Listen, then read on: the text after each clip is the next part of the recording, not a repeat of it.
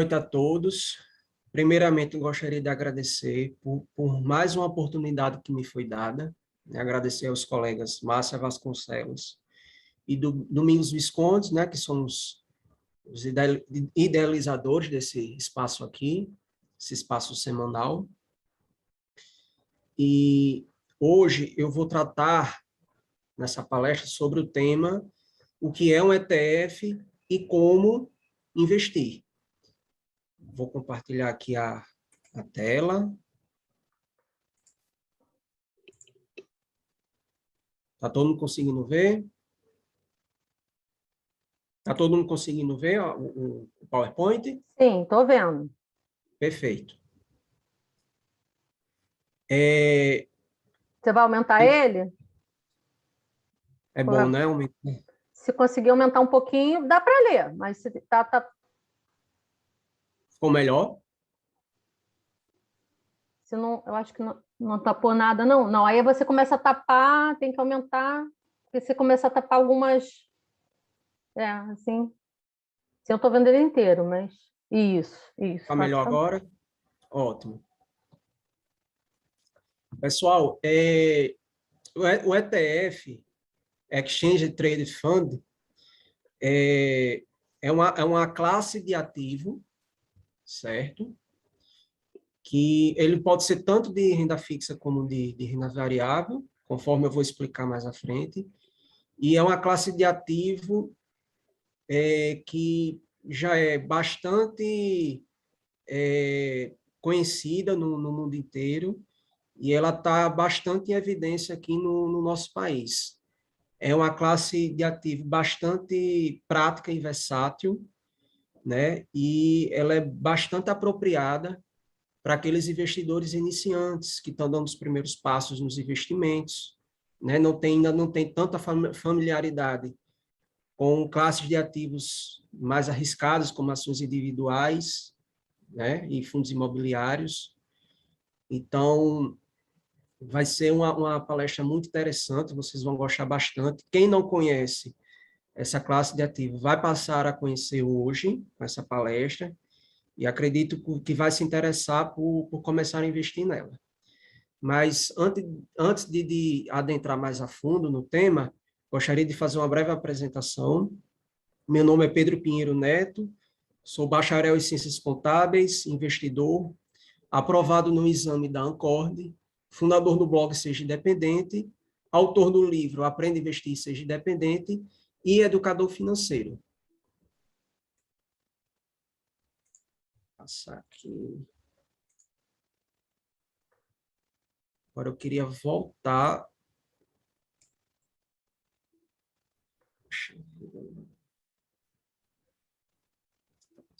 Pronto. E qual é o conceito de ETF? O ETF ele é um fundo de investimento do tipo fechado. Ele tem como estratégia replicar um determinado índice do mercado. O mercado de ETFs no exterior é bastante maduro. Nos Estados Unidos existe desde o início da década de 90. Exemplos que temos de ETF aqui no Brasil. Temos o BOVA11, que é o ETF que replica o índice Ibovespa, e temos o IVVB11, que é o ETF que replica o índice da S&P 500, Standard & Poor's 500, né? Que é o principal, que é o índice que reúne as 500 maiores empresas do mercado norte-americano.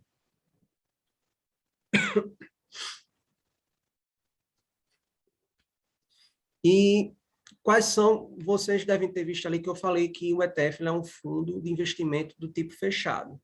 E aí vocês devem estar se perguntando, como assim? Existem dois tipos de fundos de investimentos. Os fundos abertos e os fundos fechados. E no que é que consiste a diferença entre cada um deles? A diferença entre cada um deles reside, basicamente, na aplicação e resgate das cotas e no imposto de renda a recolher. Nos fundos abertos, o investidor ele tem como aplicar e resgatar as cotas pela plataforma de fundos de investimentos das corretoras, certo? Você se loga na corretora, você acessa a plataforma de fundos de investimentos, e aí você seleciona o fundo de investimento no qual você quer aplicar, faz a aplicação e finalizado, e pronto, nada mais. A mesma coisa para resgatar. Você acessa a plataforma de fundos de investimentos da corretora, seleciona o fundo que você quer resgatar as cotas e dá o comando lá, pronto, resgatou. Apenas isso. E o imposto de renda a recolher, tá? Quando você faz o resgate das cotas, o próprio gestor do fundo de investimento aberto, ele faz o recolhimento, ele tem o trabalho de fazer o recolhimento do imposto de renda das cotas, né? Se as cotas que você solicitou resgate do fundo tiver tido algum ganho de capital, o próprio gestor do fundo tem esse trabalho de recolher o imposto de renda para você. Entendeu? Já nos fundos fechados, não. Nos fundos fechados, existe o gestor. Porém, como nos fundos fechados, geralmente, o gestor ele tem um trabalho, vamos dizer assim, mais simplificado, então, e tem uma taxa de administração menor, então, o gestor do fundo fechado, ele não recolhe o imposto de renda para você. Se você vender as cotas do fundo fechado com ganho de capital, você que tem o trabalho de recolher o imposto de renda. Você tem o trabalho de emitir calcular o imposto de renda incidente sobre o ganho de capital, emite a DARF com o código 6015 e faz o recolhimento, dentro do prazo estabelecido. E para aplicar e resgatar as cotas do fundo fechado, não é como nos fundos abertos. Você investe nos fundos fechados da mesma forma como você investe nas ações individuais. Você tem que entrar no home broker da corretora, digitar o código do ETF, né, do fundo fechado. Os dois principais fundos fechados são os ETFs e os fundos imobiliários, certo? Então, para você aplicar as cotas, né, comprar as cotas do ETF, você precisa entrar no home broker da corretora, digita o código, assim como você digita o código da ação para poder comprá-la, você também precisa digitar o código do ETF, da mesma forma como você faz com as ações, e dar o comando lá para a ordem e emita a ordem de compra para comprar as cotas. A mesma coisa para vender essas cotas, resgatar. Né? Você entra no home broker, né? Seleciona lá o ETF, que você tem cotas, e dá o comando lá da ordem de venda. Entendeu? Então, o mesmo procedimento que você adota para comprar e vender ações, você também adota para comprar e vender cotas do ETF e dos fundos imobiliários, que também são fundos fechados, certo? Então, a diferença de fundos abertos para fundos fechados consiste basicamente nesses dois pontos: aplicação e resgate das cotas e imposto de renda a recolher. Vocês devem também ter se perguntado: índice de mercado, o que seriam os índices do mercado? Os índices do mercado, tá? Eles podem ser divididos em índices do mercado de renda fixa e índices do mercado de renda variável, certo?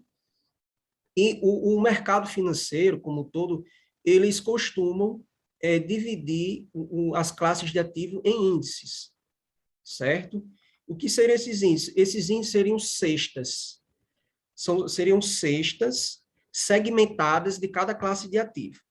Por exemplo, aqui no Brasil nós temos o Ibovespa. Né? O Ibovespa ele é um índice do mercado acionário.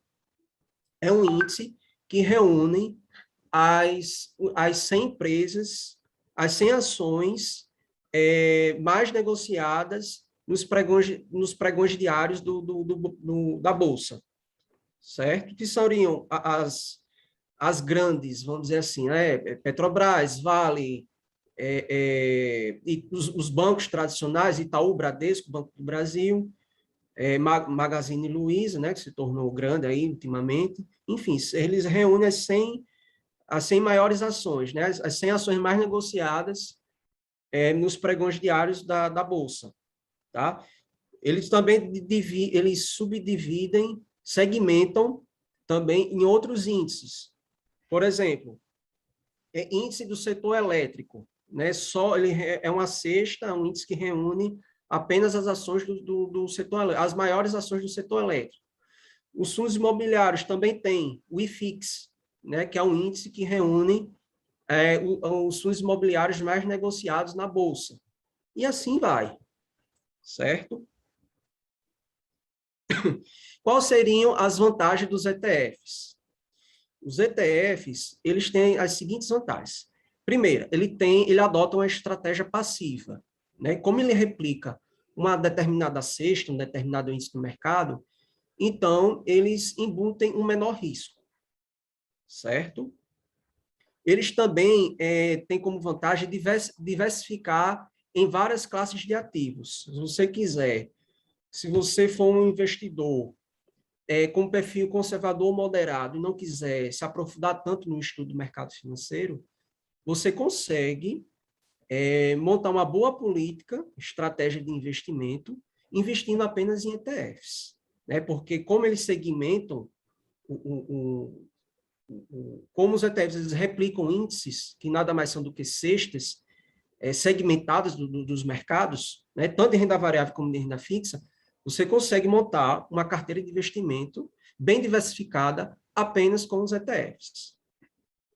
E pelo fato dos ETFs adotarem uma estratégia passiva, que tem menor risco, consequentemente, eles cobram a menor taxa de administração. Como o gestor ele não tem muito trabalho por ter uma estratégia passiva, né, ele só tem o trabalho de replicar o índice, na verdade. Então, o índice, a própria Bolsa de Valores, ela vai alterando os índices, né, mensalmente. Então, por exemplo, o Ibovespa ele vai mudando. De meses em meses, ele vai sendo alterado. Saem ações e entram novas ações, né, periodicamente. Então, assim, o gestor ele só tem um trabalho de replicar essa cesta, esse índice. Então, devido a isso, como ele tem um menor trabalho, então ele cobra uma taxa de administração menor. E quais seriam as desvantagens dos ETFs? Como o ETF ele replica o índice, né, uma cesta já pronta, vamos dizer assim, né, o índice do mercado replicado pelo ETF ele pode conter ativos ruins, porque o índice do mercado ele leva em consideração um aspecto quantitativo e não qualitativo. O índice do mercado ele leva em consideração a quantidade, o volume de negociação de cada ação.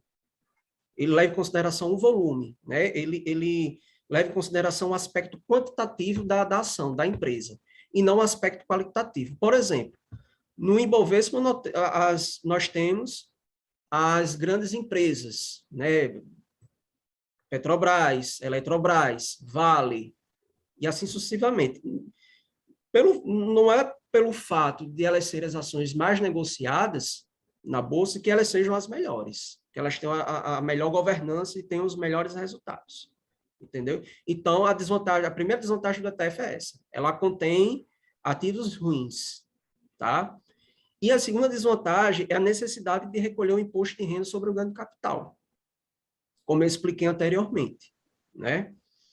Como o gestor do ETF, né? Ele tem vamos dizer assim, um trabalho mais simplificado, né? E consequentemente ele cobra uma taxa de administração menor. Então, para ele não é interessante ter esse trabalho de recolher o imposto de renda para o cotista do fundo, entendeu? Então, nesse caso, o cotista do ETF, ele que tem esse trabalho de recolher o imposto de renda sobre o ganho de capital. E quais seriam as diferenças entre os ETFs no Brasil e nos Estados Unidos? Primeiro aspecto, o imposto de renda.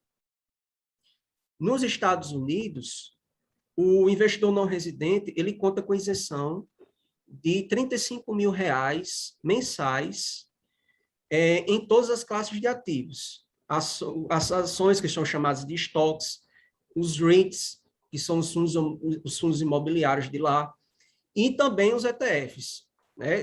Os ETFs eles também estão incluídos nesse rol de classes de ativos de renda variável que conta com essa isenção de 35 mil por mês. Aqui no Brasil, a isenção de 20 mil mensais é apenas para as ações e negociações com ouro, com contratos de ouro, né? Então, tem essa grande diferença, né, entre ETFs nos Estados Unidos e ETFs no Brasil. A outra diferença é que os ETFs nos Estados Unidos, eles distribuem os proventos. E aqui no Brasil, não. Os ETFs aqui no Brasil, eles não distribuem os proventos, eles reinvestem no próprio ETF. Tá? Existe essa diferença. E a terceira diferença é a quantidade de opções, tanto no aspecto quantitativo como no aspecto qualitativo. Lá nos Estados Unidos, como esse mercado de ETFs existe há 30, 40 anos, né, existe há bastante tempo, desde o final ali da década de 80, início da década de 90, né, há bastante tempo.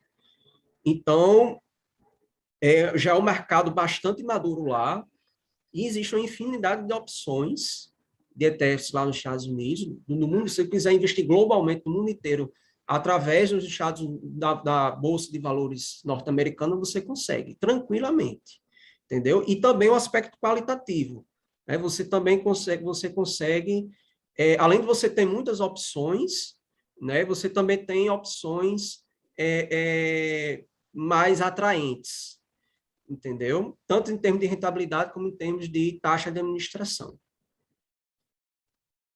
E para encerrar, eu deixo aqui uma mensagem, né, um mantra aqui para vocês em relação aos ETFs.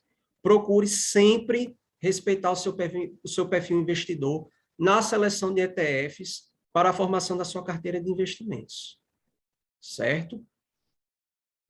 Lembrando que existem ETFs de renda fixa e de renda variável. Se você é um investidor com um perfil conservador, né, e, consequentemente, vai prezar, sobretudo, por segurança, você não vai poder investir muito em ETFs de renda variável. Você vai priorizar pelos ETFs de renda fixa.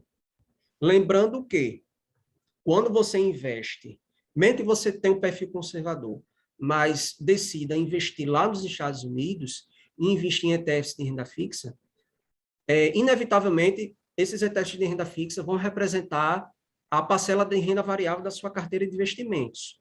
Porque quando você investe em ETFs no exterior, você também está investindo atreladamente ao câmbio. Né? Quando você investe lá no exterior, independente de ser um fundo ou um ETF de renda fixa, mas existe a variação cambial. Então, quando você investe em ETF de renda fixa lá nos Estados Unidos, você está investindo em renda variável. Mas quando você investe em ETF de renda fixa aqui no Brasil, você está investindo em renda fixa, certo? Então, você tem que levar em consideração o seu perfil investidor no momento de selecionar os ETFs para a sua carteira de investimentos, certo? Encerrar a palestra por aqui. Gostaria de agradecer mais uma vez pela oportunidade que me foi dada e espero ter contribuído aí para o pessoal que está aqui nos prestigiando. Muito obrigado, boa noite. Boa noite. E aí, o pessoal tem alguma pergunta? Quem quer perguntar alguma coisa para o Pedro? Só levantar a mãozinha.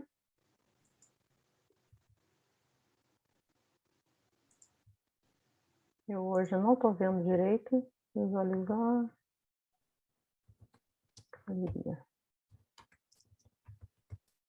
Finalmente consegui acertar aqui. E aí, alguma pergunta, gente? Alguma dúvida? Pedro, você viu o ETF novo na B3, que replica o VT? É WDL. E WRLD 11. WR. É World, né? WRLD 11, da Investo. Ele tem Assim. 9 mil empresas, mais de 9 mil empresas. Eu estava até listando aqui algumas delas. Ó. Tesla, Pfizer, Facebook, Amazon, Samsung, Nestlé, Santander,